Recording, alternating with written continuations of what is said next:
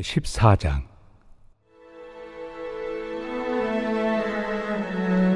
믿음이 연약한 자를 너희가 받되 그의 의견을 비판하지 말라. 어떤 사람은 모든 것을 먹을 만한 믿음이 있고 믿음이 연약한 자는 채소만 먹느니라. 먹는 자는 먹지 않는 자를 업신여기지 말고 먹지 않는 자는 먹는 자를 비판하지 말라. 이는 하나님이 그를 받으셨습니다. 남의 하인을 비판하는 너는 누구냐? 그가 서 있는 것이나 넘어지는 것이 자기 주인에게 있음에 그가 세움을 받으리니 이는 그를 세우시는 권능이 주께 있습니다. 어떤 사람은 이 날을 전날보다 낮게 여기고 어떤 사람은 모든 날을 같게 여기나니 각각 자기 마음으로 확정할지니라. 나를 중히 여기는 자도 주를 위하여 중히 여기고 먹는 자도 주를 위하여 먹으니 이는 하나님께 감사하며 먹지 않는 자도 주를 위하여 먹지 아니하며 하나님께 감사하느니라. 우리 중에 누구든지 자기를 위하여 사는 자가 없고 자기를 위하여 죽는 자도 없도다. 우리가 살아도 주를 위하여 살고 죽어도 주를 위하여 죽나니 그러므로 사나 죽으나 우리가 주의 것이로다. 이를 위하여 그리스도께서 죽었다가 다시 살아나셨으니 곧 죽은 자와 산 자의 주가 되려 하심이라. 내가 어찌하여 내 형제를 비판하느냐? 어찌하여 내 형제를 업신여기느냐? 우리가 다 하나님의 심판대 앞에 서리라. 기록되었으되 주께서 이르시되 내가 살아노니 모든 무릎이 내게 꿇을 것이요 모든 혀가 하나님께 자백하리라 하였느니라. 이러므로 우리 각 사람이 자기 일을 하나님께 직고하리라. 그런즉 우리가 다시는 서로 비판하지 말고 도리어 부딪힐 것이나 거칠 것을 형제 앞에 두지 아니하도록 주의하라. 내가 주 예수 안에서 알고 확신하노니 무엇이든지 스스로 속된 것이 없으되 다만 속되게 여기는 그 사람에게는 속되니라. 만일 음식으로 말미암아 내 형제가 근심하게 되면 이는 내가 사랑으로 행하지 아니함이라. 그리스도께서 대신하여 죽으신 형제를 내 음식으로 망하게 하지 말라. 그러므로 너희의 선한 것이 비방을 받지 않게 하라. 하나님의 나라는 먹는 것과 마시는 것이 아니요 오직 성령 안에 있는 의와 평강과 희락이라. 이로써 그리스도를 섬기는 자는 하나님을 기쁘시게 하며 사람에게도 칭찬을 받느니라. 그러므로 우리가 화평의 일과 서로 덕을 세우는 일을 힘쓰나니 음식으로 말미암아 하나님의 사업을 무너지게 하지 말라. 만물이 다 깨끗하되 거리낌으로 먹는 사람에게는 악한 것이라. 고기도 먹지 아니하고 포도주도 마시지 아니하고 무엇이든지 내 형제로 거리키게 하는 일을 아니함이 아름다우니라. 내게 있는 믿음을 하나님 앞에서 스스로 가지고 있으라. 자기가 옳다 하는 바로 자기를 정죄하지 아니하는 자는 복이 있도다. 의심하고 먹는 자는 정죄되었나니 이는 믿음을 따라 하지 아니하였기 때문이라. 믿음을 따라 하지 아니하는 것은 다 죄니라.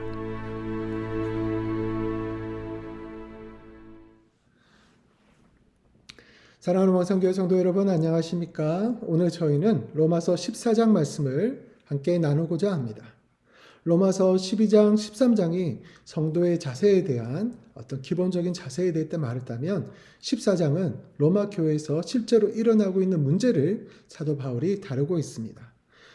로마 교회의 문제가, 성도들 간의 갈등의 문제가 두 가지가 있었는데 하나는 음식 문제였고 또 하나는 절기 문제였습니다. 음식 문제는 그 당시 로마 교회의 로마서를 바울이 고린도에서 작성하였다고 했죠. 고린도에도 그런 문제들이 있었습니다. 고린도는 상업도시였고 항구도시였고 또 아프로디테 신을 섬기던 곳이었습니다. 그곳에서 신전에서 드려진 제물들이, 고기들이 시장에 값싸게 팔려 나왔고 그것을 많은 사람들이 먹었습니다. 그 문제를 가지고 사도 바울이 또 고린도에서도 이야기를 나눴었죠. 그때 바울은 모든 것이 사실은 가하다고, 우상의 제물이 사실은 아무것도 아니라는 것도 이렇게 말을 한 적이 있습니다. 어떤 사람들은 우상의 제물을 마음껏 먹습니다. 아니, 우상들은 다 아무것도 아니고 그냥 나무로 만들고 사람이 만든 것인데 뭐가 하나님께서 관계된 것이 있느냐. 진짜 신은, 살아계신 신은 하나님 한 분뿐이시니 이것들은 그냥 사람들이 생각하기에 다른 신들인 것이고 사실은 아무것도 아닌 것이다 라고 말하면서 그냥 먹어도 상관없다라고 하는 그런 믿음을 가지고 있었고, 또 그렇지 않은 사람들은 아니 어떻게 우상에게 예배드리고 제사드린 것을 먹을 수 있느냐, 그럼 우리도 거기에 참여한 것이 아니냐. 다니엘의 경우를 봐라. 그들은 정말 10일 동안 먹지 않았을 때 하나님께서 축복해 주시고 은혜 주시지 않았느냐 하면서 거기서 강직한 입장을 보였는데, 문제는 이 둘 다 하나님을 위한 것이었지만 둘이 서로를 향해서 비난한다는 것이죠. 먹은 사람은 먹은 사람대로, 안 먹는 사람들에서 그들의 연약한 믿음이라고 폄하했고, 연약한 믿음이라 폄하해서 발끈하겠죠. 그렇지만 하나님에서 얼마나 우리도 먹고 싶은 것이 있고 우리도 그 한 것이 있다. 하지만 하나님 위해서는 이것을 안 하는 것도 우리의 믿음이다 하면서 어떻게 먹을 수가 있느냐, 이렇게 서로를 향해서 비난하는 것이죠. 절기 문제도 있습니다. 절기도 어떤 특정한 은혜 받은 날, 또 성경에서 말하고 있는 지키라고 하는 말은 그 의미를 되새기면서 거룩하고 경건하게 지킬 때 참으로 많은 유익이 있습니다. 하나님을 생각하게 되는 이유가 있습니다. 맥주절에 하나님의 은혜, 추수감사절에 하나님의 은혜, 그리고 부활절, 오늘날 치면 사순절을 통해서도 하나님의 은혜를 참 따라갈 때마다 너무나 큰 날들이고 우리에게 주시는 유익이 있습니다.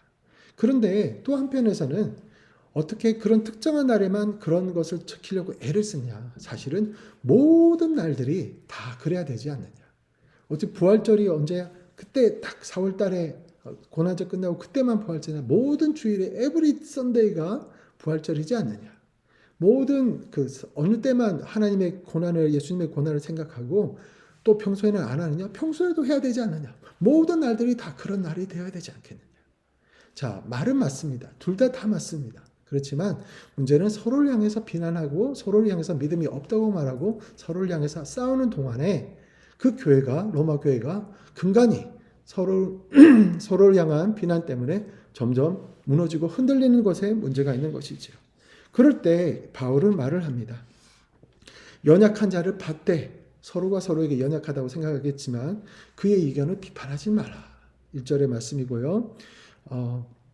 어떤 사람들은 모든 것을 먹을 만한 믿음이 있고 어떤 사람들은 채소만 먹는다. 그렇지만 그렇다고 해도 먹는 자는 먹지 않는 자를 업신여기지 말고 먹지 않는 자는 먹는 자를 비판하지 말라. 왜냐하면은 두 사람 다 하나님이 받으셨다는 거예요. 두 사람 다 하나님이 사랑하시는 자들이라는 것이에요. 우리의 주인이 누구입니까? 우리가 섬기는 분이 누구이십니까? 우리가 아니라, 우리 서로가 아니라 하나님이시지 않습니까? 그리고 주인이 누구십니까? 먹는 자든 먹지 않는 자든 다 종인데 우린 다 같은 하나님을 섬기는 자인데, 주인이 괜찮다고 하는데 서로에게 대해서 저 사람은 다르게 잘못되게 섬기고 있다고 말을 하면 그거는 주인이 판단할 일이지 하인끼리 서로 싸울 일이 아니라는 것이죠. 판단은 누가 하십니까? 하나님이 하신다는 것입니다. 그리고 나를 중히 여기는 것도 그렇습니다. 주를 위하여서 중히 여기는 것입니다. 하나님의 은혜를 더 깊이 맛보기 위해서, 더 깊이 하나님께 나아가기 위해서 그 날 절기를 지키는 것이고, 그렇지 아니하는 자도, 모든 날들이 하나님께 중요한 날이다 하는 자도 그런 각오와 그런 마음으로 또 하나님을 섬기기 위해서 그런 것이죠. 누구든지 7절에 보면 누구든지 자기를 위하여 사는 자도 없고 자기를 위하여 죽는 자도 없고, 살아도 주를 위하여, 죽어도 주를 위하여, 먹어도 주를 위하여, 먹지 않아도 주를 위하여, 절기를 지켜도 주를 위하여, 절기를 지키지 모든 날들이 더 중요하다고 말하는 사람도 주를 위하여. 사나 죽으나 우리가 다 주의 것인데, 이를 위해서 주님께서 우리를 죽었다가 다시 부활하셨는데, 산자와 죽은 자 모두의 주가 되셨는데, 서로가 우리를 살리시고 주인 되신 주님은 안 보고 서로만 바라보면서 비판한다. 업신여긴다.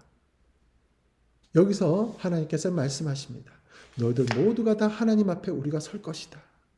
세상에 종말이 온다고 했을 때, 세상에 마지막이 왔다고 생각했을 때, 여러분의 시간이 단 5분밖에 없습니다 라고 했을 때 여러분은 무엇을 하겠습니까? 했더니 많은 사람들이 그 당시에는 핸드폰이 잘 없었나 봅니다. 공중전화기로 달려가서 부모님에게, 그동안 또한 미워했던 사람들에게 사랑한다고, 미안하다고 말하고 싶다. 매일을 그렇게 부모님한테 말해야 되지 않습니까? 매일을 미워하던, 안 보던 그런 자식들과 이웃들에게, 부모님들에게 또 그렇게 말을 해야 되지 않습니까? 그러나 마지막이 가까웠다고 생각하니 그동안 미루고 있었고 자존심 때문에 안 하고 있었던 그런 일들을 모두 다 내려놓고 사랑한다고 전하겠다라고 사람들이 설문에 답했다고 합니다. 사랑하는 사람은 더 사랑한다고 말하고 싶고, 그리고 그동안 잘 못했던 사람은 내 마지막에 얼마 안 남았는데 용서를 빌고 싶고, 사랑한다고 말해주고 싶고, 격려해주고 싶고, 못했던 그런 것들을 한다는 것이죠. 우리가 다 하나님의 심판대 앞에 설 것인데, 그때 저 사람은 절기를 안 지켰습니다. 저 사람은 마음껏 뭘 먹었습니다. 이렇게 서로를 비판하는 모습으로 삶을 산다면 그런 우리들의 행위와 자체도 하나님 앞에서 심판을 받을 수 있는 상황이라는 것이지요. 과연 그 앞에 바르게 설 수 있는 사람이 몇 사람이나 있겠습니까? 우리가 비판하던 그 비판으로 우리도 비판과 어떤 마음의 중심을 하나님께서 살펴보신다는 것이지요. 그 하나님의 중심을 바라보는 그 앞에 우리가 깨끗하게 설 수 있겠습니까? 어쩌면 우리의 옳은 분을 주장하는 것보다 하나님께서는 그 형제 자매를 위한 사랑을 더 마음에 보시지 않을까요? 그리고 서로에게 거침돌이 되지 말고 디딤돌로 되고 도와주는 자가 되고 나의 믿음의 강함으로 상대방을 연약한 자를 업신여기는 것이 아니라 같은 수준으로 내려가라는 것이 말은 아닙니다. 뭘 같이 또 마시고 먹고 하면서 이런 게 아니라 나는 고기를 먹을 수 있지만 저 사람이 내가 고기를 먹는 것을 본다면 나는 이것 때문에 집안에서도 쫓겨나고 믿음을 지키고 막 이렇게 하고 있는데 저 사람은 교회의 직분자면서 또 하면서 마음껏 먹고 마시네. 그러면 내 믿음은 잘못된 건가? 난 지금 이러면서 힘들게 하고 있는데 이렇다면 난 먹을 수 있지만 그 사람을 위해서 안 먹는다는 겁니다. 그 사람의 연약한 부분들을 감싸주면서 자신도 내려간다는 것이지요. 그리고 절기를 지키는 것에 있어서도 절기를 꼭 그렇게 지켜야 되느냐 이렇게 아니라 모든 날이 그한 것이 원론적인 것을 말하는 것이 아니라 자신도 그 절기 안에 한번 들어가 보는 것은 어떨까요? 겸손한 마음으로 다시 들어갈 때 그 절기 가운데서 하나님의 생각과 더 디테일한 부분들을 경험하고 말씀들의 의미들을 맛볼 수 있을 것입니다. 그리고 또 절기를 지키지 않았던 사람, 절기를 모든 날이 그런 한다 할지라도 정말 이 사람이 말하는 것, 그 사람을 비판하는 것이 아니라 자유로움을 비판하는 것이 아니라 그래 저 사람의 말도 맞는 부분이 있지 않을까. 내가 지금 이렇게 사순절과 부활절 때 은혜를 경험한 것처럼 내년의 사순절 부활절이 아니라 그 마음으로 매주일을 은혜 가운데서 살아가고 매주일을 예수님의 고난을 생각하고 매일매일을 이렇게 기쁨과 회개와 이 가운데서 살아갈 수는 없을까? 그 의미들을 한번 자기 자신도 그 의미를 해보려고 하는 거죠. 비판받고 공격받을 때는 그런 마음이 생기지 않지만 서로를 향해서 사랑하는 마음으로 또한 서로를 존중해주는 있을 때 상대방을 닮고 싶고 배우고 싶고 어떻게 저렇게 할 수 있지라고 도와주는 분위기, 그런 공동체의 분위기가 되어간다는 것이죠. 사도 바울은 이런 점을 또한 나누고 있습니다. 그래 너희들이 서로 비판하지 말고 부딪힐 것이나 거칠 것을 형제 발 앞에 두지 마라.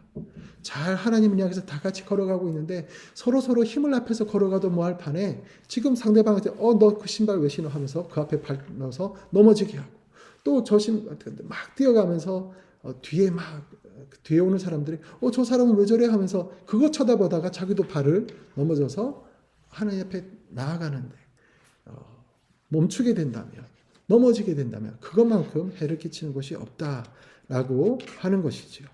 그래서 19절에 보면 그러므로 우리가 화평의 일과 서로 덕을 세우는 일을 힘쓰나니라고 하고 있는데 여기서 힘쓰다는 디오코라는 말인데 뒤쫓다, 추격하다라는 뜻입니다. 성도 여러분, 적군이나 전쟁터에서 적군을 뒤쫓는다, 승리를 확실하게 하기 위한 것입니다.